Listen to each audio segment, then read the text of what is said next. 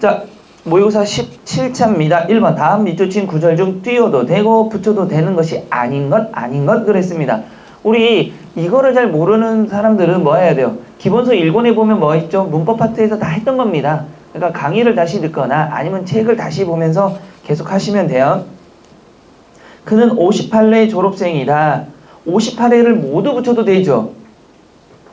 그런데 또 58 띄고 뭐 해도 됩니까? 회 이래도 됩니다.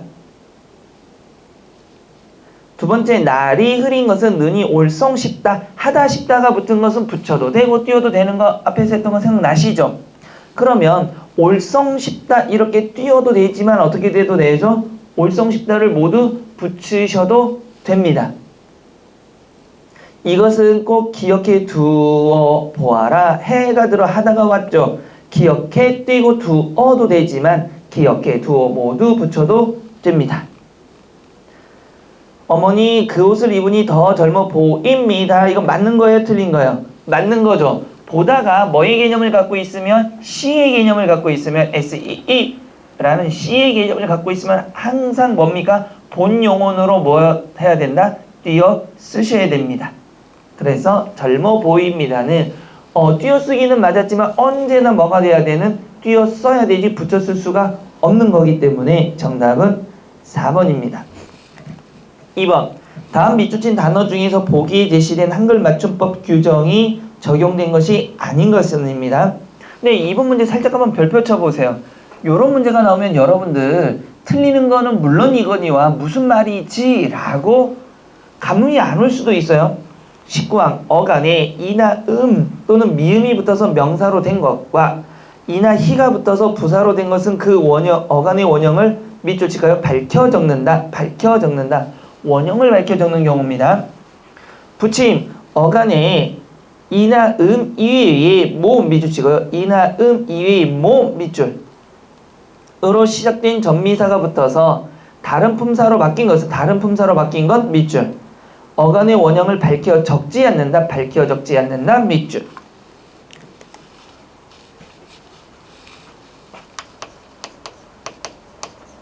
무덤은 원래 뭐죠? 묻다에다가 엄이 온 거죠. 그럼 뒤에 뭐가 온 겁니까, 여러분들? 모음이 온 거죠. 그러면 붙임에 보면 어간에 이나 이외에 모음으로 시작된 전미사가 붙은 거죠. 묻다의 품사가 뭐죠? 묻다는 동사, 무덤은 명사, 품사가 바뀌었죠. 그래서 결국은 무덤은 뭐가 보이지 않아요? 지금은 원형이 보여요? 안 보여요? 안 보이고 있는 거죠. 그러니까 붙임에 해당하는 겁니다. 그럼 1번은 문제가 없죠. 2번 백구가 낳은 새끼 중에서 문열이를 키우게 되다. 여러분 문열이가 뭔지 몰라서 틀린단 말이에요. 문열이가 뭡니까? 여러 새끼 중에 첫 번째란 얘기죠. 원래는 뭡니까? 문열다입니다. 문열다.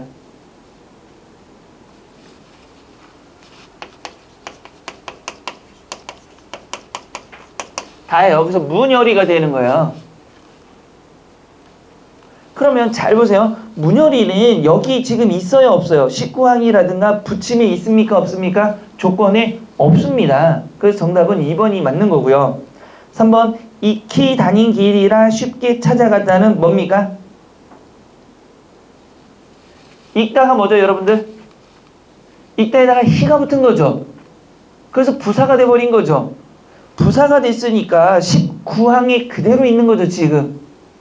그래서 뭐가 되는죠? 3번은 19항에 해당하는 거고요. 국어는 공부할 것이 너무 많다. 너무는 어디에 해당하는 겁니까? 너무는 넘다에다가 우가 붙어서 너무가 된 거죠. 원형이 밝혀지지 않은 거죠. 그러니까 붙임에 해당하는 겁니다. 그래서 정답은 2번이 되는 거고요. 3번 다음 중 밑줄친 단어의 품사가 다른 것은 그랬습니다. 1번 많은 사람들이 기다리다 모태에 들어갔다. 모태는요? 못하다죠, 여러분들. 하다 모태에서 모태가 뭐가 되는 겁니까? 보조 형용사. 2번 누가 볼까봐 얼른 치웠다는요? 추측의 의미일 때는 뭘로 쓰이는 겁니까? 보다가 뭐가 되는 거죠? 보조 형용사. 누가 갖다 놓았는지 책상에 꽃이 놓여 있다. 이때 있다가 보조 용언일 때는 언제나 뭐가 되는 겁니까? 보조 동사. 그 다음에 오늘은 된장찌개 밥 먹고 싶다. 싶다는 씹는다로 활용할 수가 없는 거죠. 그러니까 보조 형용사입니다. 정답은 3번. 그러니까 여러분들 이 문제가 틀렸으면 내가 보조 형용사, 보조 동사 이거 구분 못하는구나 해서 어디를 봐야 돼요? 기본서를 봐서 다시 한번 확인을 하라는 얘기예요. 이걸 맞추라는 게 아니라 물론 정확히 알고 맞추면 제일 좋은 거죠. 근데 문제를 푸는데 이게 이해가 안 되면 뭐 합니까? 다시 교재를 봐서 내가 뭘 보고 기본서를 다시 봐서 1권을 다시 봐서 아 우리가 이거 공부했던 내용이구나. 근데 나중에 오신 분들은 지금 공부한 내용이 아니니까 뭘 보면 돼요? 강의를 보고 나서 거기 아 이게 이 내용이었구나 라고 해서 다시 한번 확인하라는 거예요. 이해됐죠? 그러면 내가 이거를 정확히 지금 못 풀고 있다라면 뭐가 되는 거죠? 알기는 알지만 못 푸는 건지 진짜 몰라서 못 푸는 건지 확인을 하라고 지금 이거 우리가 뭐 하고 있는 겁니까? 모의 약점 체크를 하고 있는 겁니다. 4번 다음 중 밑줄친 구절이 관계의 관형절. 그러면 관형절이란 거 한번 해봅시다 여러분들. 관형절은 크게 무슨 관형절과 무슨 관형절? 동격 관형절과 무슨 관형절이 있다? 관계의 관형절이 있다. 동격 관형절은 관형절 전체가 뭐가 뒤에 나오는 것과 뭐하다? 같다라는 거죠. 관계 관형절은 생략된 성분이 있는 거를 관계의 관형절이라고 하는 겁니다. 자, 새까만 후배가 선배를 몰라봤다. 새까만은 뭐가 되는 거죠, 여러분? 새까만은 이거죠. 새까만 후배는 무슨 표현이다? 관형절이 아니라 관용적 표현이죠. 관형절이 아니라 관형적 표현이다라고 얘기했습니다. 분명히. 두 번째, 빨간 구두를 신은 아가씨가 예쁘다. 보세요.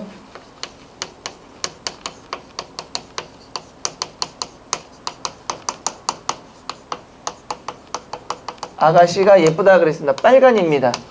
관형절이니까 이 안에 뭐가 있는 거죠? 하나의 문장이 되는 거죠. 보세요. 기본이 빨갛다죠. 뭐가 빨간 거죠? 뒤에 있는 구두가 빨갛다면 하나의 문장이 돼야 안 돼요? 돼요. 그러니까 여기는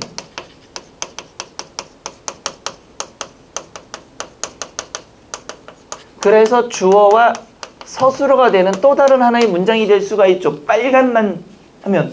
그러면 앞에 뭐가 생략됐어요? 주어가 생략된 무슨 관형절? 이게 바로 관계 관형절. 세 번째, 우리가 거닐던 공원을 기억하니 그랬죠. 우리가 거닐다죠. 우리가 어디를? 공원을 거닌 거죠. 그러면 뭐가 생략됐습니까? 공원을, 공원에 거니는 거죠. 그러면 뭐가 생략됐어요? 뒤에. 앞에 공원이 어디로 들어가면 됩니까? 공원을 거니는 거예요? 공원에 거니는 거예요? 공원에 거니는 건데 부사가 생략된 겁니다. 좋은 차는 몸이 먼저 한다죠. 뭐가 된 겁니까? 뭐가 좋은 거죠? 차가 좋다죠. 뭐가 생략된 거죠? 주어가 생략된 관계 관형절입니다. 그러니까 여러분 보세요. 이렇게 설명해 줄 때 내가 이거를 전혀 이해를 못할 수가 있어요. 왜? 안 배우면 모를 수밖에 없는 거예요. 지금 채우셔야 돼요. 그래서 강의 보시고 책 보시면서 채우고 알아나가야 돼요. 그럼 모르면 뭐 해야 돼? 다시 와서 질문하셔야 됩니다. 오늘도 보니까 질문하러 왔던데 질문하셔야 돼요. 모르면. 자, 5번도 살짝 펼칠까요? 분명히 여러분 단편적으로 암기를 했을 겁니다. 근데 5번 같은 문제는 문제 풀고 나면 어떤 문제가 생기냐면 뭐야? 이런단 말이에요. 황당한 거죠. 훈민정음의 자음체계에서 근대에 와서 발음의 위치가 변한 겁니다. 자, 훈민정음의 자음의 기본자 5개 뭐가 있어요? 기본자 5개. 기본자 5개. 기역, 니은, 비읍, 시옷, 이응 이렇게 돼 있죠. 그래서 가획의 원리라서 어떻게 됩니까? 하나를 더하면 드, 트, 프, 프, 트, 즈, 츠 이렇게 되죠. 잘 보세요. 자, 그러면 이게 무슨 의미죠? 치조죠, 치조. 그러니까 예전에는 이곳에서 발음이 났는데 잘 보세요. 여러분들 굳이라고 할 때 발음이 어떻게 돼요? 구지가 되는 거죠. 왜요? 얘와 얘가 만나면 뭐가 돼버린 겁니까? 구개음화. 발음이 구개에서 소리가 나는 거죠.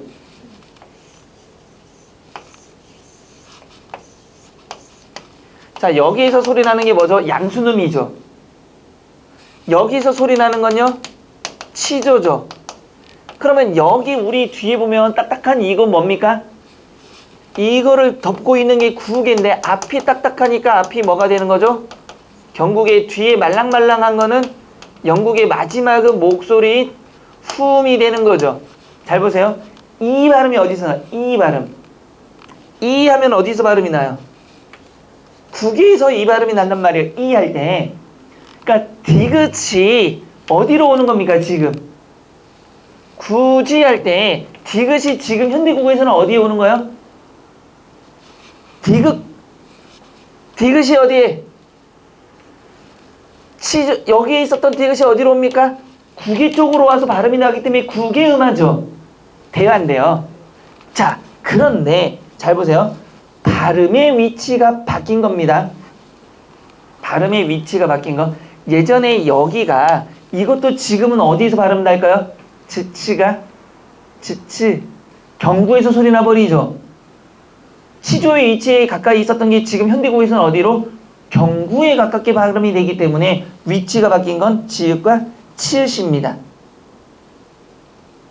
원래는 어디? 시옷이 있는 데서 소리가 났었단 말이에요. 그러니까 치조 쪽에서 소리가 났던 게 현대국어에서는 어디에서? 경국에서 무엇이 소리 난다? 즈와 치가 소리가 나고 있는 겁니다. 됐죠? 6번. 다음 중 발음이 두 가지가 나지 않는 것 별표. 이거는 왜요? 발음 두 가지는 지금 시험에 안 보였죠? 근데 나올 수 있다 그랬죠, 분명히. 멋있다는요. 뭐도 되고. 멋있다도 되죠. 그런데 뭐가 있으니까 시옷이 대표음이 발음되면 뭐가 되는 겁니까? 멋있다가 되는, 아이씨. 멋있다도 되고 또 뭐도 된다? 멋있다도 되는 거죠. 또 이제 잘 안 써주면 나중에 와가지고 선생님이 틀렸어요 이러는 거니까. 멋있다의 발음 첫 번째 뭐가 되는 거죠? 그 다음에 얘가 뭐가 되니까 대표음이 되죠. 그래서 시다도 되고 또 하나는 얘가 뭐가 돼서 그 다음에 있다요 니다요?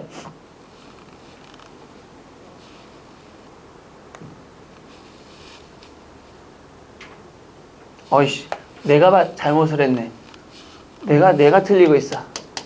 자, 얘가 처음에 뭐가 되면 대표음이 발음될 수도 있죠. 그쵸? 그 다음에 여기 뭘로 시작했죠? 모음으로 시작됐죠? 그러면 뭐가 된다? 이게 연음이 돼서 뭘로 소리가 나고 따도 되고, 그쵸? 그 다음에 뭐도 된다? 그 다음에 뭐도 된다? 시옷이 대표음이 되니까 그 다음에 뭐가 될 수도 있어요. 그 다음에 뭐가 될 수도 있어요. 이게 다시 또 어디에 가야 돼? 아니, 나 지금 그 얘기하려고 하는 거야. 자, 그 다음에 얘가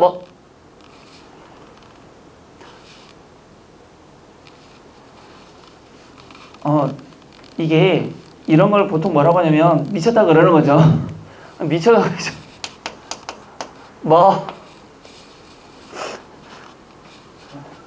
제정신을 내가 못 차리고 있어 지금. 내 머릿속으로 도대체 뭘 생각하고 있길래 지금 뭘 말해줘야지만 하고 보니까 멋있다랑 그 다음에 그 다음에 발음이 돼서 뭐가 되는 거야? 뒤따 이렇게 되는 거죠. 아유, 그 다음에 첫사랑은요 뭐밖에 안 됩니까? 하나밖에 안 되는 거죠. 대표음이 돼서 첫사랑 하나만 되는 거죠. 그 다음에 세 번째가 뭐가 있어 지금? 뱃살공도 똑같은 거죠. 뭐도 되고 싸공도 되고 그 다음에 뭐도 된다? 뱃싸공도 되는 거죠. 얘랑 지금 똑같은 거죠. 그 다음에 네 번째가 뭐가 나있어요? 협의는 의 발음 때문이죠. 뭐도 되고요.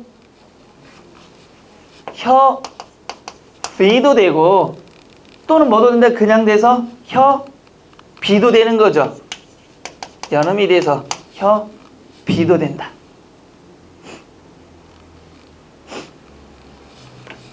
왜 멋있다를 내가 무슨 생각을 했길래 도대체 이랬지? 7번. 다음 밑줄친 단어의 뜻풀이가 적절하지 않은 겁니다. 가을도 이미 고비에 다다른 어느 날이었다. 고비는 막다른 절정 맞고요. 2번 지리산은 전라, 충청, 경상도 얼음에 있다. 구역과 구역의 경계. 그래서 유명한 거 있죠. 그 화개장터라는 것도 바로 뭐 어디에 있습니까? 경상도와 전라도의 얼음에 있는 거죠. 경계에 있는 거. 아버지의 방만은 창호지 문이 아닌 넓인지 문이었다. 한 짝씩 끼워떼었다가 할 수 있는 문 맞고요. 네 번째, 제사 음식이 오래되면 어머니는 지게미 찌개를 끓여주셨다. 제사 음식 중에 남은 여러 가지를 넣어 끓인 찌개가 아니고 이거는 뭡니까? 술을 거르고 남은 찌꺼기.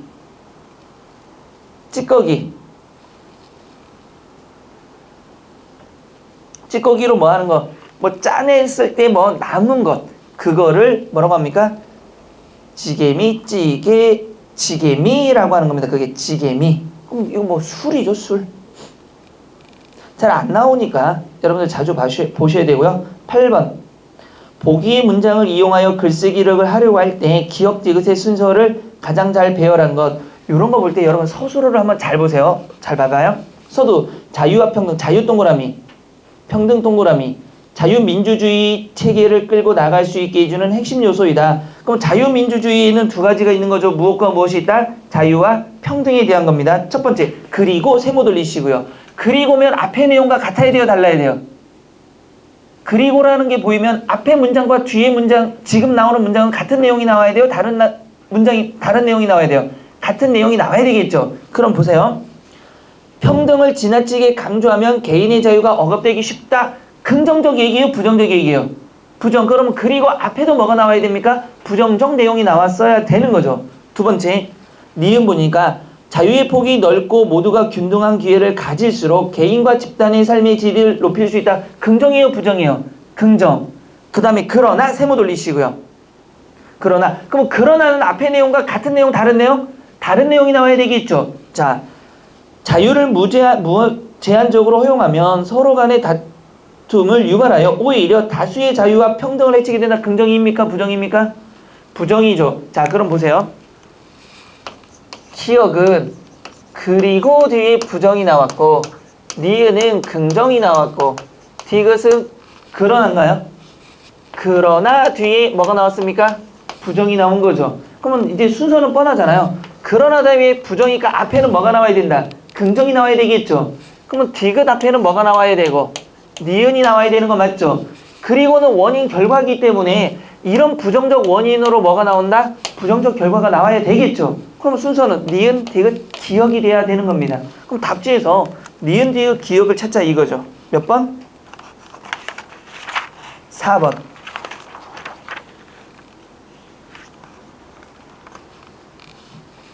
되셨나요? 자, 9번 문제. 다음 작품의 표현상 특징 동그라미.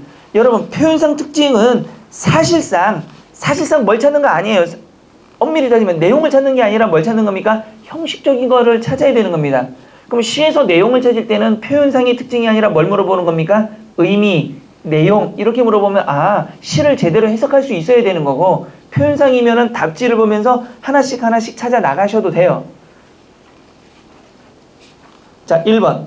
아침에서 저녁으로 시간경과. 여러분, 이거 시간경과가 아침과 저녁인가 한번 볼까요? 아침에서 저녁. 확인할 수 있어요? 아침에서 저녁으로 시간 경과가 나타나는 거 확인할 수 있습니까? 눈으로 봤을 때? 확인돼요? 돼요? 이거 시를 해석할 게 아니라 자, 시에서 아침을 상징하는 거, 저녁을 상징하는 게 있으면 아침, 저녁의 시간 경과가 되겠죠? 있어요? 없죠? 그럼 정답 1번이에요. 적절하지 않은 걸 찾으라 그랬잖아요. 그러니까 이거는 표현상의 특징이라고 이렇게 줬을 때는 여러분들이 내용을 먼저 해석하려고 하지 말고 답지를 보고 눈에 보이는 거를 찾아 나가셔야 돼요. 두 번째, 뭐뭐 일이냐 등의 의문형 어미. 자, 뭐뭐 일이냐 의문형 어미 사용하고 있나요? 일이냐 있어요 없어요? 있어요. 몇 번이나?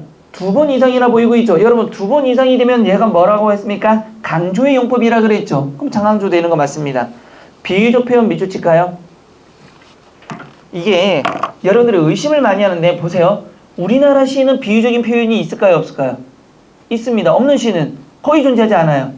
상징이라는 게 있을까요 없을까요? 우리나라 시는 있습니다. 그래서 외국 시는 저 섬에 가고 싶다 했을 때 저 섬은 뭘 상징하는 걸까요?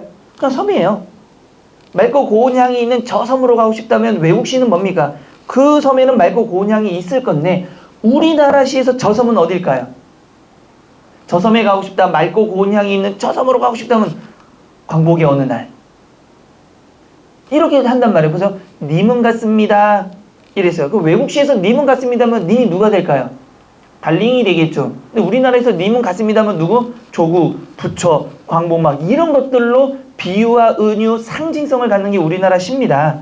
그러면 비유적 표현을 통해서 여러분 근데 내가 그래도요 선생님 혹시 모르니까 눈으로 확인해야 돼요. 비유적 표현이 보이나 보세요. 비유적 표현 빨리 찾아보세요. 살듯 처음부터 나왔죠. 듯 직유 나왔죠. 또 두 번 이연에서 뭐가 나왔습니까? 살림처럼 비유적 표현 보여요 안 보여요? 보여요. 의심할 필요가 없잖아요. 그럼 3번도 맞은 거예요. 4번 밝음과 어둠의 이미지. 여러분 이미지입니다. 이미지. 어두운 이미지 뭐가 있어요? 예를 들어서 어디에? 보세요. 자, 이미지는 제가 분명히 설명을 했습니다. 시각적 이미지는 뭐예요? 눈으로 보는 거. 청각적 이미지는 듣는 거. 후각적 이미지는 냄새 맡는 거. 촉각적 이미지는 자, 그런데 이미지라는 건 뭐라고 오늘 추워요, 더워요? 그럼 무슨 이미지? 추운 이미지. 그러니까 이미지를 갖다 붙이면 되는 거예요. 오늘 내가 기분이 안 좋아. 어떤 이미지? 안 좋은 이미지. 그럼 어두운 이미지 하면 긍정적인 거예요? 부정적인 거예요? 부정적인 거. 됐어요? 안 됐어요? 여러분들이 시험을 봤는데 합격하면 어떤 이미지? 긍정적 이미지? 부정적 이미지?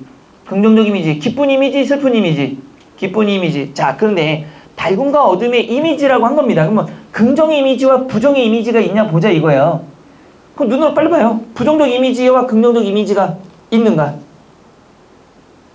생활이 슬프다는 긍정이에요? 부정이에요? 부정적 이미지, 거룩하다 이런 것들은 긍정. 기쁘다는 긍정. 됐죠? 그러면 이미지도 긍정과 부정의 이미지가 눈으로 보여요? 안 보여요? 보여요. 그러니까 지금 여기서 9번에서 말하고자 한 거는 제가 뭘 말하는 거냐면 시의 내용을 해석하지 않고 표현상의 특징이라고 하면 뭐부터 찾아봐라? 형식을 찾아보고 우리가 개념을 알고 있느냐를 물어보는 게 표현상의 특징입니다. 이해되셨죠? 그래서 정답은 1번이 되는 거고요. 10번 다음 작품에서 밑줄 친 기억을 직설적 표현 밑줄, 직설적 표현 밑줄. 고칠 때 가장 적절한 것은 여러분 직설적 표현의 반대는 뭡니까? 우회적인 겁니다. 완곡적 표현이라고 하는 거죠. 친구가 공부를 못해요. 그럼 직설적 표현은 어떻게 하면 됩니까? 멍청한 놈. 이러면 되죠. 근데 우회적 표현은 뭐가 되죠? 야, 딴 애들도 다 하는데 너도 하는 게 좋지 않아? 이런 거란 말이에요. 근데 네가 딴 애들보다 좀 공부량이 모자란 것 같지 않아? 이렇게 얘기하는 거란 말이에요. 자, 어떤 애기가 있어요. 이뻐요, 안 이뻐요? 근데 모든 애기가 이쁘진 않습니다. 근데 안 이쁜 애기를 보면서 직설적 표현하면 어떻게 해야 돼요? 아, 이거 참 못생겼네. 우회적으로 표현할 때는요. 장군감이야. 남자들 보고 장군감이면 정말 우울한 겁니다. 돼요, 안 돼요? 또 여성 동지들 보고 어른들이 뭐 우회적으로 살쪘다고 얘기할 때 뭐라고 합니까? 맏며느리감이네 이러죠. 직설적으로 표현하면 빼라. 그러니까 엄마는 직설적으로 표현한단 말이에요. 살 빼! 근데 모르시는 분이 올 때 그런 얘기 안 하잖아. 맏며느리감이야 이렇게. 요즘에 맏며느리감은 살이 있는 겁니다. 자, 그러면 직설적 표현으로 고칠 때 가장 적절한 거죠. 서울 1964년 겨울입니다. 이 작품도 꼭 알아두셔야 되는 게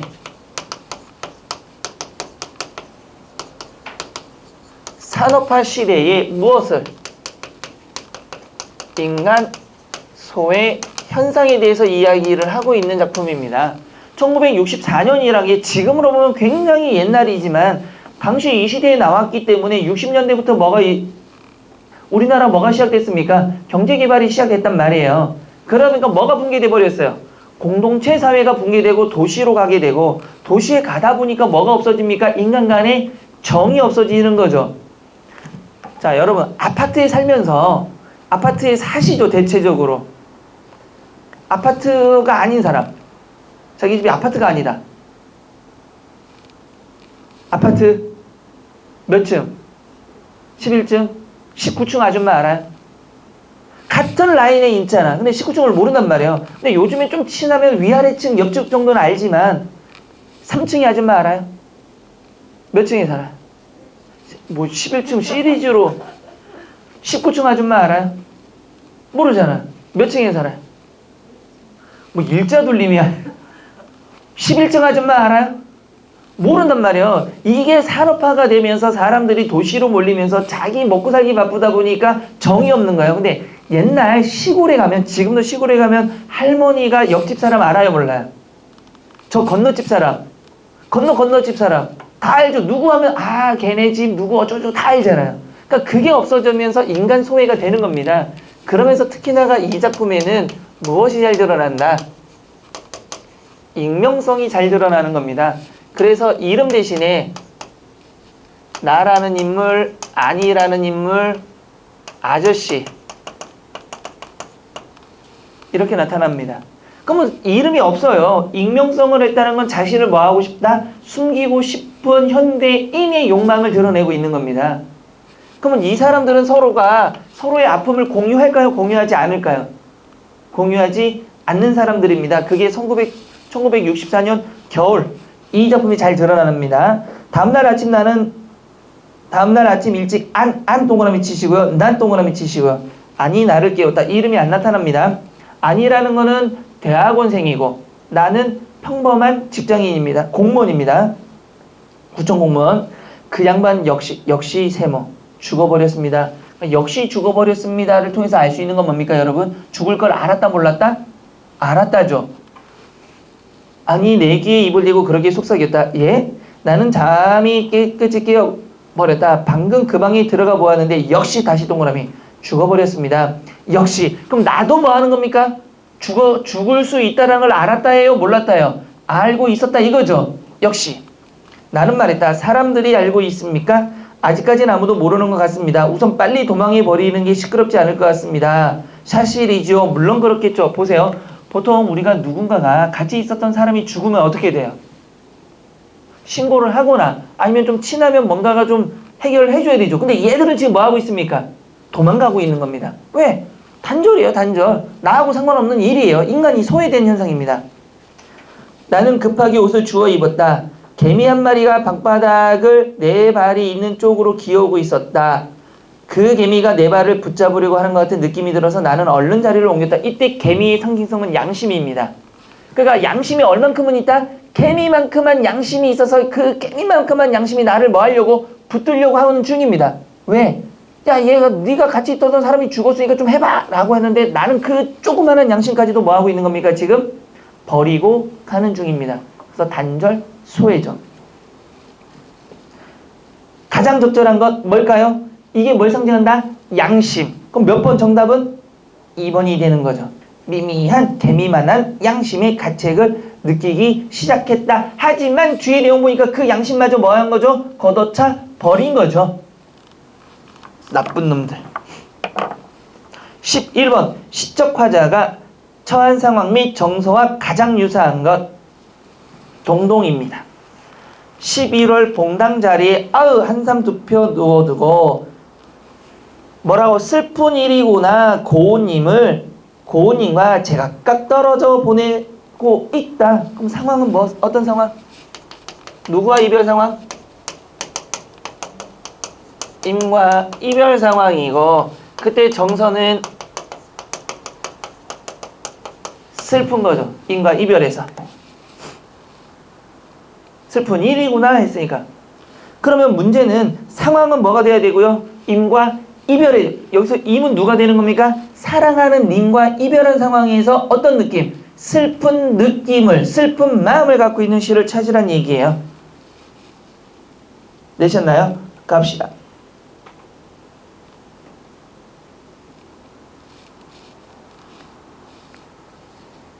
그렇게 찾아보세요. 정답 몇 번?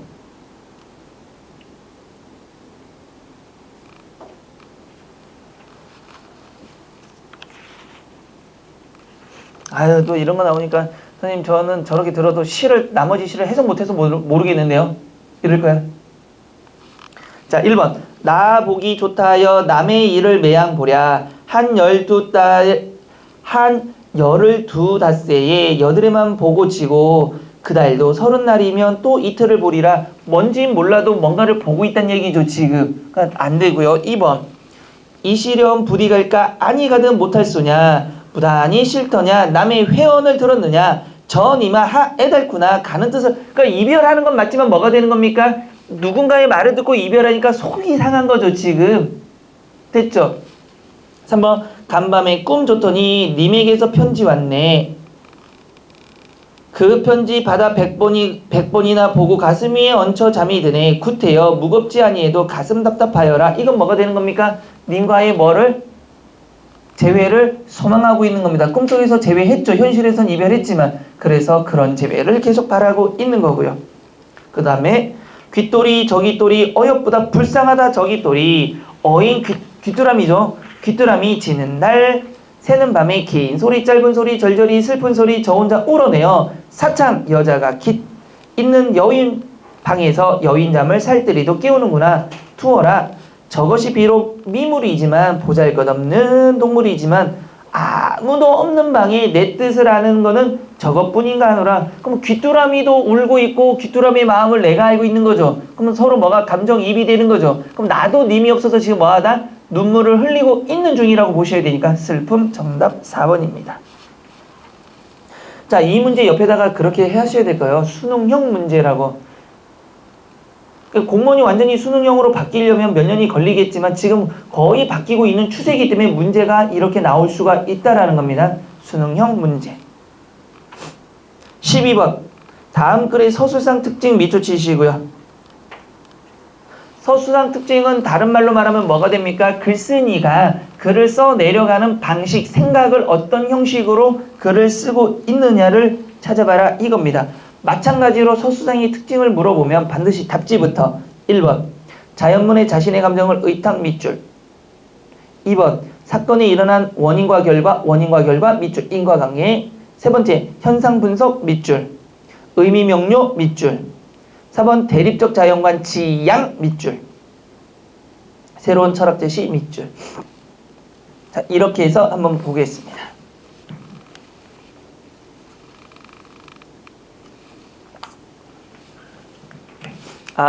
지금 감기 기운이 있어가지고 막 코를 막 훌쩍훌쩍 거리고 이게 저번 주 주말에 선생님이 뭐 가족 일이 있어서 잠깐 있었는데 따뜻한 나라를 가겠다고 따뜻한 나라를 갔어요. 비행기를 타고 몇 시간을 해서 엄청 추워가지고 토할 뻔했어. 분명히 따뜻한 나라야. 전부 겨울 잠바를 입고 다녀. 목도리하고. 이게 뭐야? 그러니까 베트남을 가서 베트남 하면 어떤 느낌이야? 더운 나라야? 추운 나라야? 정말 거짓말이고 가서 제일 먼저 한 게 뭔지 알아요? 옷 샀습니다. 그 나라에서. 여기서 패딩 다 벗고 공항에서 룰루랄라 하고 그냥 여름 옷으로 가자. 그래서 혹시 거기도 겨울이 있다니까 살짝 춥대. 그러면서 긴 거, 긴팔, 우리 가을 그냥 이거 하나 들고 입고 쑥 갔는데 공항에서 나가자마자 오늘만 춥겠지? 다음날 아침 그 나라 사람들이 전부 패딩 입고 다니더라고. 목도리 하고 막 어떤 사람은 귀 이렇게 하더라. 그러니까 기온이 막 11도, 10도. 그래서 제일 먼저 뭐냐면 말도 잘 안 되는데 무조건 옷가게 들어가가지고 다 두꺼운로 팔더라고요.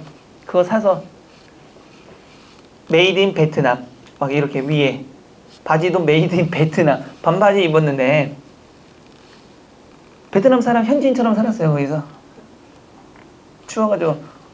더 웃긴 거는 그 나라가 뭐가 없냐면 에어컨이라는 개념은 확실한데 히터 개념이 없어.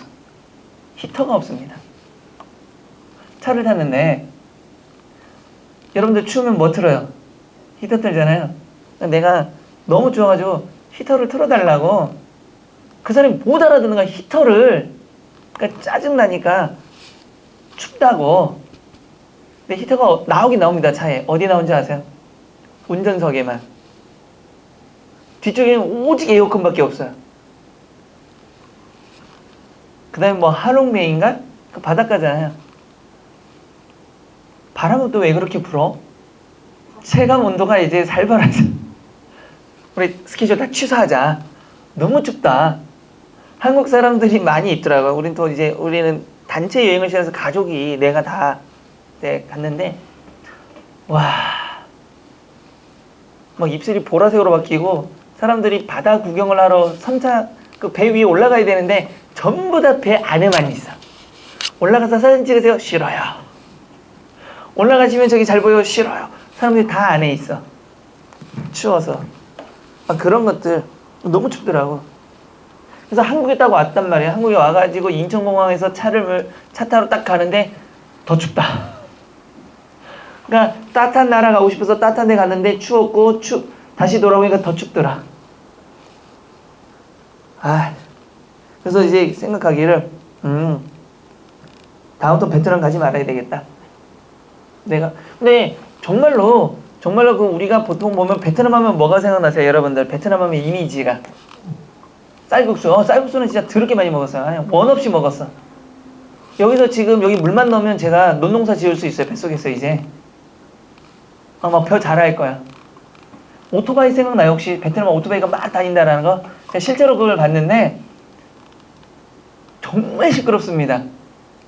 오토바이가 가는데 신호등은 아무 의미가 없어요. 초록불 어떻게 하는 불입니까? 누가? 오토바이가 가요. 빨간불이면 누가 가는 불이에요? 거기는 차를 보는 거 말고 오토바이를 봐야 돼요. 차나 오토바이가 가는 거죠, 분명히. 빨간불 사람이 갑니다.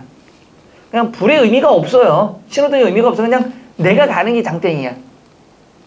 더 웃긴 거는 오토바이가 어떤 데는 큰 도로는 멈춥니다. 그 다음에 신호등 확 바뀌면 오토바이가 진짜 거짓말을 이만큼도 안 붙이고 1000대 막 다녀요. 막 다니는 거야.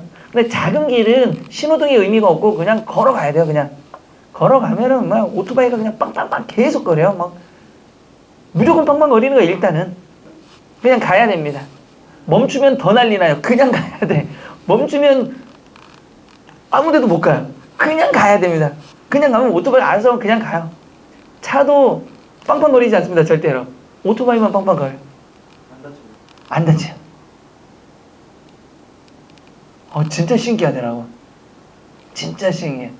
그냥 막 그 안에 사람이 있고 막 오토바이 막 자기들이 다니고 오토바이끼리 막 다니고 길이라도 좋고 아니라 근데 정말 거기도 무질서 속에 질서가 있더라고. 더 오토바이는 절대 보도블록 쪽으로 절대 안 올라옵니다. 어떤 일이 있어도 아무리 막혀도 안 올라와요. 그 안에서만. 그 다음에 자동차든 오토바이든 시속이 굉장히 엄청 나잖아요. 한 2, 30밖에 안 나와요. 그러니까 부딪혀도 크게 다치진 않아. 근데 부딪히지도 않아요. 또 내가 그 많은 정말 여러분들이 상상 이상일 거예요. 차 막힌 거 본 적 있어요? 꽉 막혀있잖아. 남대문이나 이런 데 보면 오토바이들 막 다니잖아요. 엄청나게 있는 오토바이인데도 부딪히는 걸 본 적이 없어요. 제가. 신기하더라고요. 그게. 또 그 안에는 자전거 이렇게 끌고 있잖아요. 그것도 막 다니고 막 난리도 아니에요. 웃겨가지고 또 한 번은 뭐 내가 가는데 옆에서 오토바이가 빵빵하니까 깜짝 놀래잖아요. 놀래니까 우리는 순간적으로 뭐야 이게 보잖아. 베트남은 그냥 갑니다. 너는 인상 써봐라. 나는 내가 갈 길 간다. 그냥 빵빵은 무의식적으로 하는 것 같아요. 근데 나중에 음식을 먹다가 거기 사람이 좀 영어를 하길래 물어봤거든요. 왜 빵빵거리냐 저거 계속. 근데 오토바이들이 굉장히 많다 보니까 보도블록 위에 오토바이를 주차를 하는 거예요. 이게 그냥 다니는 게 아니라 도로가에 세울 수 없으니까 세우니까 오토바이들이 후진도 하고 이러잖아요. 그래서 뒤를 못 보니까 내가 간다라고 계속 빵빵거려 주는 거래요. 그러니까 내가 빵빵한 옆에 뭐 있어 이런 뜻이래요. 그러니까 너도 나도 그렇게 누르니까 어마어마합니다. 소리가 매연 엄청나고요. 그냥 길거리를 가는데 한번 가면 하면 여기다 그냥 검은 게 툭 나와요. 매연. 근데 그 옆에서 밥을 먹고 있었으니 그것도 맛있게 맛은 있습니다. 맛있게 먹긴 했는데 그 겨울에 갈 동네는 아닙니다. 분명히 수영하겠다고 반바지에다가 수영복 들고 왔는데 수영복은 그냥 한국에서 입는 걸로. 지금 바닷가서 추워가지고 다들 선상에도 안 나가고 전부 갈매기가 날든가 말든가. 우리는 안에서만 모으고 막 추워서 안 돼요. 12월 달에. 근데 진짜 거짓말 아니고 패딩을 입고 가야 돼요. 얇은 거. 우리나라의 초겨울, 늦가을 이 날씨가 나옵니다. 춥더라고요. 그래서 호텔방에서도 히터 틀어달라고 하니까 잘 모르고 결국 에어컨 같은 거를 30도로 계속 틀어놨어요. 그러니까 좀 따뜻한 바람이 나오긴 하더라고. 호텔이니까 그래도. 얼마예요? 가격 다 다르겠죠. 호텔마다. 근데 한 가지 지금 우리나라보다 물가가 너무 싸가지고 우리는 밥을 그렇게 먹고 깜짝 놀랐어. 봐봐요. 볶음밥. 그 베트남식 볶음밥. 양이 꽤 많습니다. 생각보다. 쌀국수. 보세요. 볶음밥 하나. 그 다음에 포테이토 요렇게 하나. 접시에 가득 줍니다. 그 다음에 쌀국수 2개. 맥주 2개. 하나 더 시켰는데 닭다리 큰 거 있죠. 그거 하나. 이렇게 시켜서 얼마 나올 것 같아 이러면? 3만 원이면 황제식으로 먹어. 이거 다 하면 14,000원 정도 됩니다.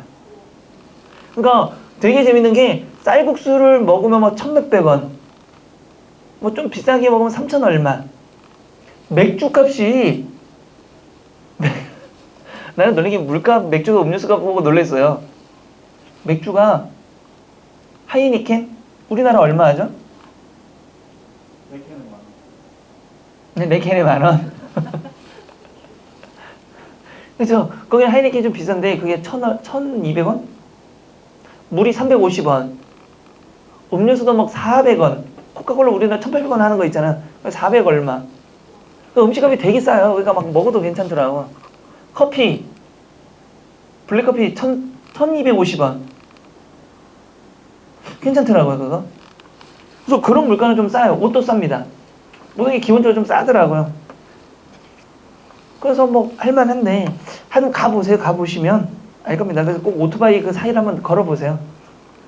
우리나라에서는 오토바이 막 자동차 거리에서 막 사이를 걸으면 사람들 막 욕하고 야 이 새끼야 막 이러잖아요. 거긴 그런 거 없어요. 그냥 같이 가요. 그냥 같이 가는 거야. 같이 가는 거. 그러니까 오토바이 가면서 내가 더 빨라 막 하면서 갈 겁니다. 그럼 가면서 안녕 이래주면 돼요. 그러니까 그런 식으로 가니까 여러분들 한번 보시고 나중에 시간이 되면 비하인드 스토리 몇 가지를 좀 얘기해 드리겠습니다. 하여튼 재미있었던 것 같아요. 자, 12번 이제 넘어가시고요. 자, 서술형의 특징입니다. 이제까지 나를 시중에 주던 마부가 말한테 발을 밟혔기 때문에 그를 뒷수레에 실어놓고 이제 내 손수 고삐를 붙들고 강위에 떠 안장 위에 무릎을 구부리고 발을 모아 앉았는데 한 번 말에서 떨어지면 곧 물인 것이다. 이제 물을 건너가는 겁니다. 자, 거기로 떨어지는 경우에는 물로 땅을 삼고 물로 옷을 삼고 물로 몸을 삼고 물로 성정을 삼을 것이니라. 이러한 마음의 판단이 한번 내려지자 뭐 했습니까? 내 귀 속에서 강물 소리가 마침내 그치고 말았다. 내가 이렇게 생각하니까 심하게 들렸던 물소리가 이제 안 들렸다는 얘기예요. 그리하여 무려 9번이나 미주씨가 무려 9번이나 강을 건넜는데 이게 바로 일야구도라는 뜻입니다. 하룻밤에 9번의 강을 건넌 이야기라는 뜻이에요. 건너자. 강을 건넜는데도 두려움이 없어지고 태어날 수 있어. 마치 방 안의 의자 위에서 기거하는 것 같았다. 그럼 물소리 때문에 겁이 났는데 내가 괜찮다고 생각하니까 물을 건널 때 어떻게 편하게 건넜다 이겁니다. 다시 옛날 우는 강을 건넜는데 황룡이 배를 등으로 져서 지극히 위험했으나 사생의 관단이 먼저 마음속에 밟고 보니 용이거나 지렁이거나 크거나 작거나 좋게 관계될 바가 없었다. 소리와 빛은 외물이니 외물이 항상 이목에 누가 되어 사람으로 하여금 똑바로 보고 듣는 것을 잃게 하는 것이 이 같거든. 하물며 인생이 세상을 지나는데 그 험하고 위태로운 것이 강물보다 심하고 보고 듣는 것이 문득 병이 되는 것이매라. 그러니까 모든 것은 뭐가 눈으로 보고 듣는 것, 그 소리와 눈으로 보는 게 겁이 돼서 모든 게 안 됐는데 마음 먹기에 따라 뭐가 된다? 모든 게 바뀌었다 이거예요. 자, 다시 나는 또 우리 산중으로 돌아와 다시 앞에 시냇물 소리를 들으면서 이것을 중엄해 보고 몸 가지는데 교묘하고 스스로 총명한 것을 자신하는 자에게 경고하는 바이다. 그러니까 모든 것은 보는 게 아니라 뭐한다? 내가 마음으로 느끼고 깨달을 수 있어야 된다라는 겁니다. 그래서 정답은 몇 번? 3번 현상을 분석하고 그 다음에 그 의미를 명료하게 드러내고 있다. 모든 것은 뭐다? 마음먹기 달려있다라고 하는 게 박지원의 일야구도학입니다. 13번 다음 내용에 이어서 말할 내용으로 가장 적절한 겁니다. 여러분들이 이거 잘 보실 때 전체를 읽어도 되긴 돼요. 그런데 이어서 말할 내용 한번 밑줄 쳐볼까요? 이어서 말할 내용 어디만 읽어도 되죠? 이렇게 되면은 마지막 문단만 읽어도 되는 거죠. 마지막 문단 뭘로 시작했습니까? 그러나로 시작했으니까 확실하게 여기만 읽어도 되는 거죠. 앞에 내용과는 바뀌어 있을 테니까. 자, 볼까요? 그러나 지금 북아메리카 중서부 지역에 푸르렀던 초원은 온데간데 없이 사라져버리고 광대한 사막만 남아있습니다. 그러면 이거 뭐? 사막화가 됐다는 얘기네요. 그곳에서 펼쳐져 있던 힘이 용솟음 치는 역동적 생태계는 이미 옛날 이야기가 되어버렸습니다. 아메리카 들소는 거의 절멸해버렸고 다른 동물들도 마찬가지 운명을 걸었습니다. 그럼 뒤에 나오는 건 다른 동물들이 뭐가 된 겁니까? 다 뭐처럼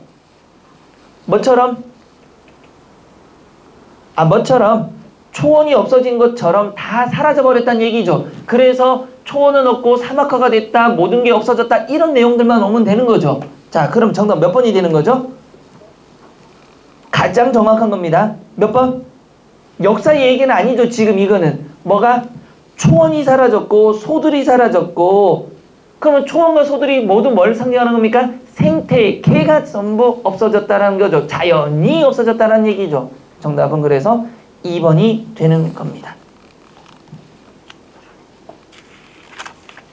14번 기억 리을 중에서 주제와 무관하게 쓰여진 문장. 자, 봅시다. 그는 부지런한 학생으로 소문나 있다. 부지런한 학생 동그라미 치시고요. 무릇 머리가 영리한 사람은 자기 재주만 믿고 게으름을 피우는 일이 있다. 그러나 세모 들리시고 그는 머리가 명석한 편인데도 쉴 새 없이 공부한다. 그러니까 부지런한 거죠. 지금 주제와 연결됐네요. 그는 아침에 일찍 등교 동그라미, 밤새까지 동그라미, 자리를 거의 떠나지 않고 공부한다. 역시 뭐 한 겁니까? 부지런한 거죠. 분명하게. 반의 청소나 그 밖에 꾸준히 일을 앞장서서 하는 것도 그의 부지런한 성품 동그라미, 부지런한 함을 얘기하고 있는 거죠. 그런데 그는 성질이 날카로워 세모치고요. 이건 부지런한 게 아니고 성격이 안 좋다는 얘기죠. 그래서 주제에 어긋난 건 몇 번이 된다? 4번 리을이 되는 겁니다. 15번 다음 글을 바탕으로 추론 동그라미 치시고요.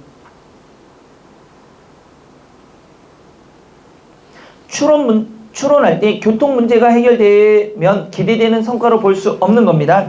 자, 답지부터 먼저 볼까요? 도시생활이 질적 개선 밑줄, 경제가 원활 밑줄, 국민복지 신장 밑줄, 사회문화적 수준 높아진다 밑줄. 봅시다. 경제의 원활한 발전을 위해서는 도시 내에서 이동성이 확보가 선결되어야 하며 이는 국민복지 차원에서도 해결되어야 될 문제이다까지. 자, 그러면 여기 이미 세 가지가 다 나와버렸죠. 뭐가 나왔습니까? 경제 원활 나왔죠. 또 뭐가 나왔죠? 국민복지 나왔죠. 또 뭐가 되어 있습니까? 이동성 확보가 나왔죠. 됐죠? 그럼 이것만 보고는 알 수 있는 게 뭡니까? 추론해 볼 때 해결이 된다라면 뭐가 해결될 수 있죠? 경제가 뭐가 된다? 원활할 수가 있다라는 거 해결할 수가 있겠죠. 추론할 수가 있겠죠. 그러나 현재 수도권을 비롯한 부산, 대전, 인천, 광주 등 우리나라 대도시에서 발생하고 있는 교통난 동그라미. 그 문제의 심각성이 사회 문제로까지 뭐가 된다? 사회 문제로까지 대두되고 있다. 이러한 교통난은 생산성 저하 초래 밑줄 뿐만 아니라 도시 생활의 질적 저하 밑줄. 그러면 이것만 해결되면 뭐만 해결된다면 교통난만 해결된다면 두 가지가 다시 해결될 수 있대요. 도시 생활의 무엇? 질을 높일 수 있고 또 뭐도 생산성을 뭐 할 수 있습니까? 증대할 수 있는 거죠. 생산성이 증대되는 게 경제 성장이 되는 거죠. 그럼 2번과 3번은 뭐가 된다?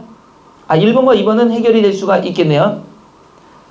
자, 그래서 교통난 해소를 위하여 시정부에서는 매년 막대한 예산을 투입하여 문제 해결의 실마리를 찾으려고 노력하고 있으나 이러한 일련의 노력에도 불구하고 교통 여건은 매년 악화 일로에 있다.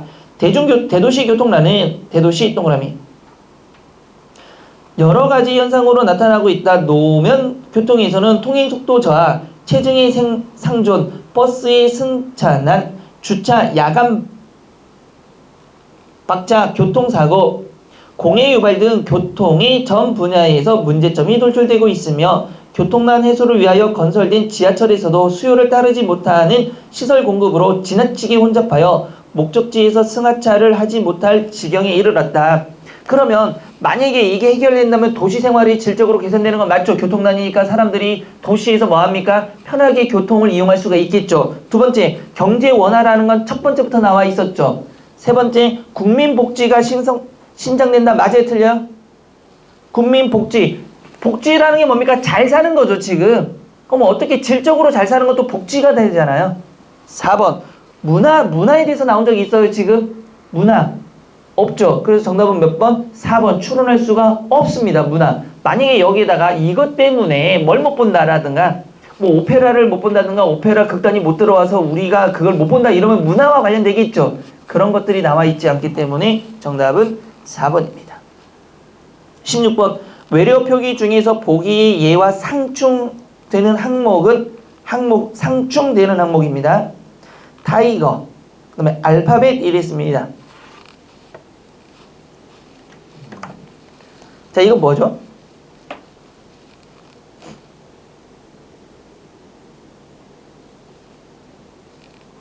뭘 의미하는 거예요, 여러분들? 1번 상충되는 겁니다. 국어의 현용 24자원만으로 적는다. 이건 아니고 2항 1의문은 원칙적으로 뭐만 적는다? 1기호로 적는다. 이거 맞지 않나요? 이게 상충되는 거 아닌가요? 왜냐면 T는 보세요. 타이거에서 T는 무엇으로 적었습니까? 티읕으로 되어 있죠. 알파벳에서 T는요. 시옷으로 되어 있죠. T인데 T는 원래는 우리는 1의문은 1기호로만 적어야 되는 거잖아요. 근데 T 하나가 무엇으로? 하나는 티읕으로, 하나는 무엇으로? 시옷으로 되어 있잖아요. 그러니까 정답 몇 번이 되는 겁니까? 2항이 되는 겁니다. 17번 다음 중 문장이 자연스러운 것 들어있습니다. 1번 합격하면 우리 모두 축배를 터뜨리자. 미친 거죠. 축배를 터뜨릴 수 있어요? 축배는 드는 겁니다. 뭘 터뜨릴 수는 있어요, 여러분들? 샴페인을 터뜨리거나 아니면 폭죽을 터뜨리는 거지. 축배 펜시점 가서 저 축배 5개만 주세요. 왜요? 저 터뜨릴 건데요. 이래봐요. 어떻게 되나? 미친놈이라 그러죠. 2번 여러분들 주의가 산만한 학생 때문에 수업 분위기가 엉망이다. 뭐가 잘못됐습니까? 주변이 산만한 학생이겠지 주위가 산만한 학생이 아니겠죠. 김 부장님은 이번 정년을 하시면서 훈장을 취소되었다. 취소 언제 쓰는 겁니까, 여러분? 죽은 뒤에 쓰는 겁니다. 그러니까 김 부장 죽었어요, 지금. 죽은 사람 다시 깨워놓고 상 받으란 얘기입니다. 이러면 안 돼요. 뭘로 고치자면 취소가 아니라 수여. 훈장이 수여되었다. 영숙이는 영신 여고에 손꼽히는 재원이다. 재원은 누구에게 쓰는 거죠? 여자. 남자에게는요? 제사.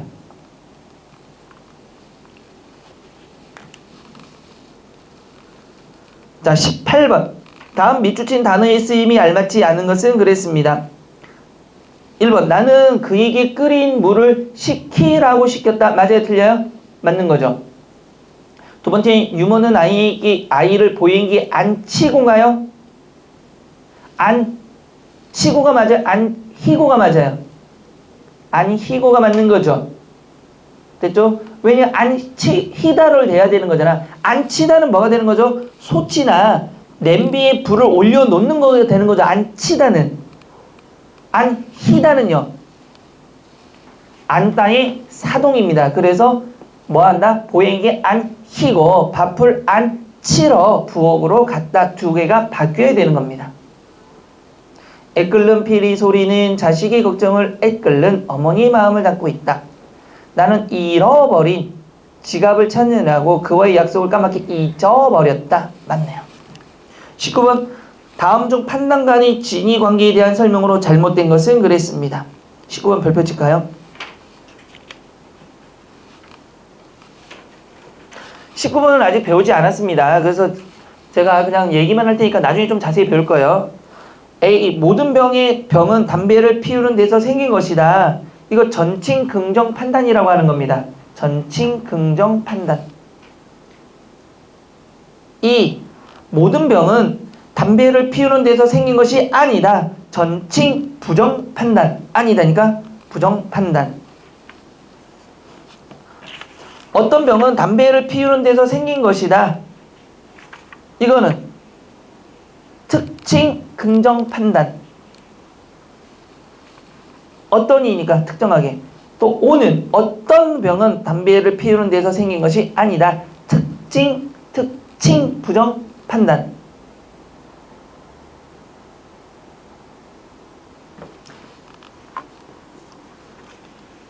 그래서 정답은 2번이 되는 겁니다. 2번 같은 경우는 A의 판단이 참이면 E는 판단이 거짓이고 A의 판단이 거짓이면 E의 판단은 참이다. 그랬는데 E에서 두 번째 그 답지를 보면 A에서 판단이 만약에 거짓이라면 E에서의 판단은 참일 수도 있고 거짓일 수도 있습니다. 그런데 여러분 이거 왜 넣어봤냐면 지금 우리가 발표난 바에 의하면 7급은 언제부터? 내후년부터 뭘로? 이제 내년이죠. 이제 바뀌었으니까. 한 해가 지났으니까 뭘로 바뀝니까? 국어도 7급부터 뭘로 바뀌기로 지금 이미 나와 있죠. 뭘로? 피셋 형식으로 바뀌기로 돼 있죠. 이미. 그래서 7급이 그렇게 돼서 9급까지 가려면 최소한 4년 정도 걸릴 겁니다. 그 유형 중에 하나가 논리 문제예요. 이게. 이런 것들이 들어갑니다. 대신에 뭐는 많이 빠지고요. 문법 문제는 좀 많이 빠지게 될 겁니다. 아마. 그렇게 바뀌게 되면. 독해하고 논리, 그 다음에 수리 논리 영역 이런 것들이 들어가게 돼요. 근데 이제 내후년 돼봐야 알겠지만 7급부터 봐봐야 알겠지만 어떤 형식인지는 좀 봐야 되는데 그런 형식으로 바뀔 겁니다. 그럼 여러분 입장에서 보니까 뭐가 생겨요? 문학이 많이 없어져. 문법이 많이 없어져. 그러죠. 많이 없어지는 게 아니라 줄어듭니다. 대신에 이런 논리 문제가 또 들어가기 때문에 상황 판단, 명제 판단 이런 것들이 들어갈 가능성이 높습니다. 그럼 더 어려워요. 어려움은 똑같아진다는 얘기입니다. 20번 다음 글에서 강조하는 가치와 가장 거리가 먼 것입니다. 여러분 첫 번째 뭐라고 읽습니까? 부의, 부강. 부의, 부강이 뭐죠? 삼강 오륜 중에 하나입니다. 부의, 부강이란 것은 그러니까 오륜이 아니라 삼강 중에 하나로 뭐 하는 거죠? 아내는 뭘 섬긴다? 남편을 섬겨야 된다라는 겁니다. 부의부강은. 요즘 시대에 이 말 했다가는 딱 좋죠. 어디? 법원 가기에 딱 좋죠. 부의부강 해야지 하면 그래. 저기 서초동에서 봐. 왜? 법원이 있어. 뭐 이렇게. 가정법원 앞에서 봐. 그 다음에 두 번째는 뭐라고 있습니까? 위국충절입니다. 나라를 위해 충성스러운 절개 이런 뜻이죠. 3번은요. 혼정신성입니다. 밤에는 부모의 잠자리를 봐주고 아침에는 부모의 안부를 묻는다라는 뜻입니다. 효와 관련된 거죠. 그 다음에 네 번째는요. 많이 들었던 거죠. 반포지효. 까마귀가 늙은 어미에게 음식을 물어다 준다라는 내용으로 효를 강조하는 겁니다. 그럼 1번은 뭐 하죠? 여자의 도리. 남편에게 해야 되는 여자의 도리. 2번은요. 충. 3번과 4번은 효. 그럼 이것만 보더라도 3번과 4번은 아니겠죠. 같은 거니까. 자, 한번 볼까요?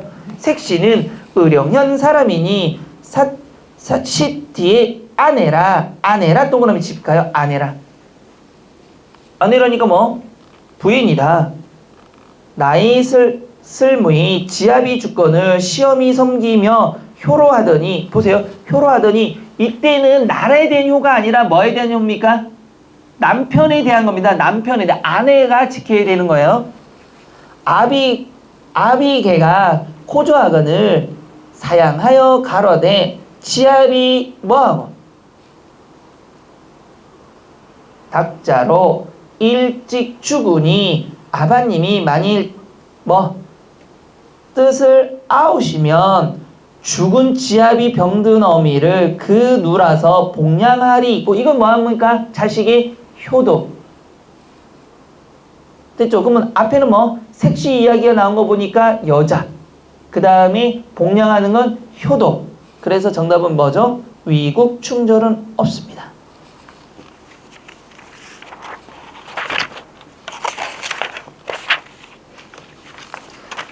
자, 우리가 저번 시간에 어디까지 했습니까?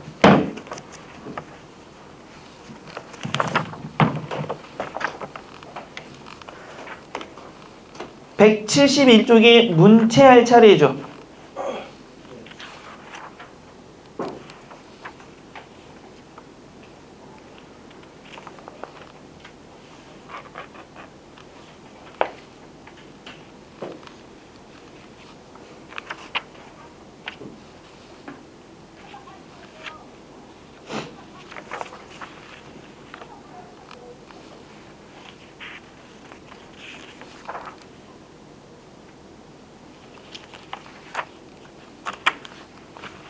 자, 봅시다. 문체. 소설의 3요소 두 번째 문체입니다.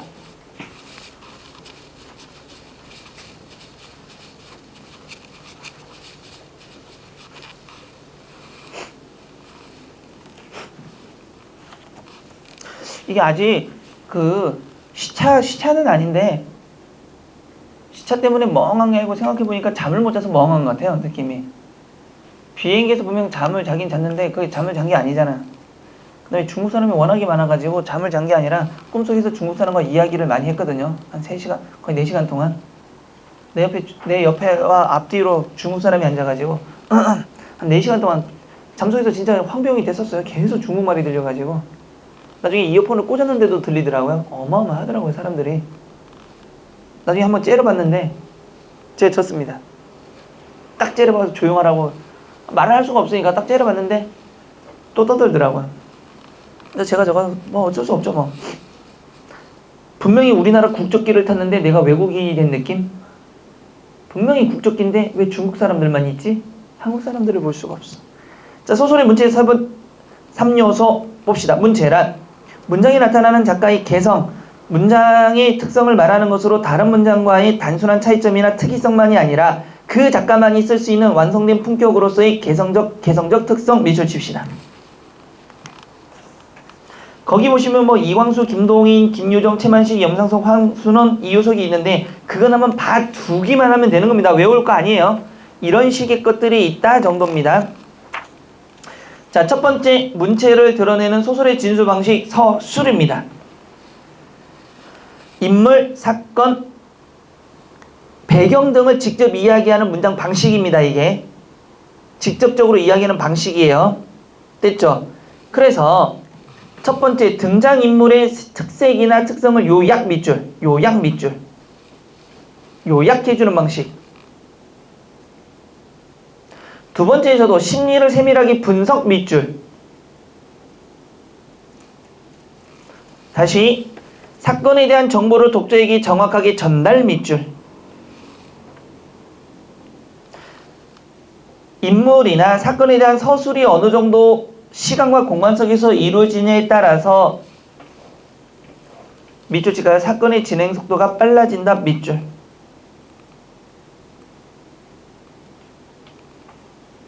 잘 보세요. 요약적 진술이라고 해서 서술은 누가 얘기하는 겁니까? 서술자가 모든 정보를 제공해 주는 거죠. 앞에서도 이미 얘기했습니다. 잘 보세요.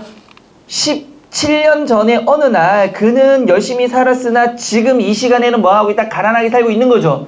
그러면 몇 년을 벌써 얘기해버린 겁니까? 17년에 어떻게 열심히 가난하게 살았다는 얘기밖에 없는 거죠. 그럼 모든 정보를 제공했으니까 지금 짧은 한 2줄 정도 되는 줄에 몇 년이 흘렀어요 지금? 17년이 흘렀죠. 그럼 시간이 어때요 지금? 빨라요 느려요? 빨라요. 이런 걸 무슨 진술이라고 한다? 요약적 진술이라고 해서 사건 전개가 빨리 일어난 겁니다. 이거는. 그래서 요약에서는 뭐가 된다? 사건 전개가 빠르고 사건 진행 속도가 빠르다라는 게 이런 얘기예요. 됐어요 안 됐어요? 또 보세요. 지금 요 앞에 있는 여학생은 지금 속으로 생각하기로 화장실을 가고 싶어 하고 있다. 무지하게 화장실을 가고 싶은데 수업을 끊을 수가 없어서 그는 많은 고민을 하고 있다. 자, 뭐를 세밀하게 묘사할 수도 있습니까? 심리를 세밀하게 묘사할 수도 있다라는 얘기입니다. 됐죠? 두 사람이 막 싸우고 있어요. 저 둘이 싸우고 있다. 근데 우리 왜 싸운지 알아요 몰라요? 몰라요. 그러면 서술자가 뭐 할 수도 있습니까? 그들은 돈 때문에 서로의 이익을 위해서 싸우고 있다 라는 뭐를 제공할 수도 있죠? 정보를 제공할 수도 있다라는 겁니다. 됐어요 안 됐어요? 자 그러면 하나 볼까요? 이효석의 메밀꽃 필 무렵 하나 봅시다. 젊은 시절 동그라미 치시고요. 알뜰하게 벌어 밑줄 칩시다. 푼돈이나 모아본 적도 있기는 있었으나까지 밑줄. 그러면 젊은 시절에는 뭐 어떤 정보를 줬습니까? 열심히 일해서 뭘 모았다? 돈을 모았다 안 모았다? 모았다는 정보 제공해줘 분명히. 그러면 이 사람은 보세요. 선천적으로 게으른 사람은 아니란 얘기죠.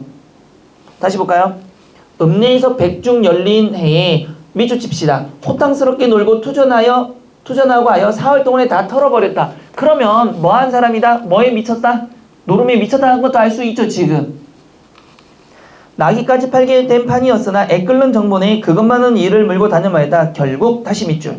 도로아미타불로 짱돌이를 다시 시작할 수밖에 없었다. 언제 얘기입니까? 이거는 현재 얘기입니다. 그럼 보세요. 한 몇 줄 안에 과거와 현재, 과거 이야기부터 지금까지 내려온 거죠. 그럼 시간이 빠른 겁니까? 느린 겁니까?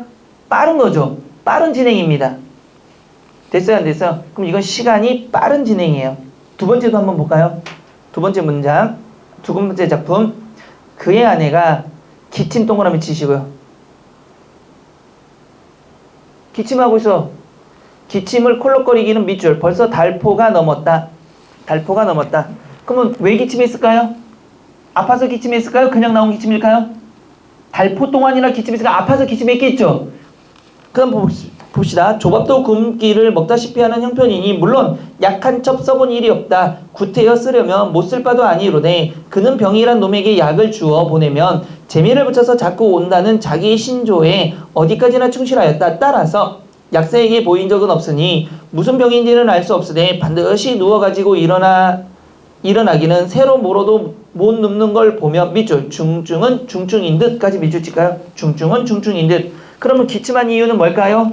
중증으로 아팠죠. 그게 얼마나 됐습니까? 벌써 달포나 지났죠. 그래서 계속 기침하고 있는 거죠. 그럼 이 사람이 기침하는 이유는 뭐죠? 누가 안 해줘서?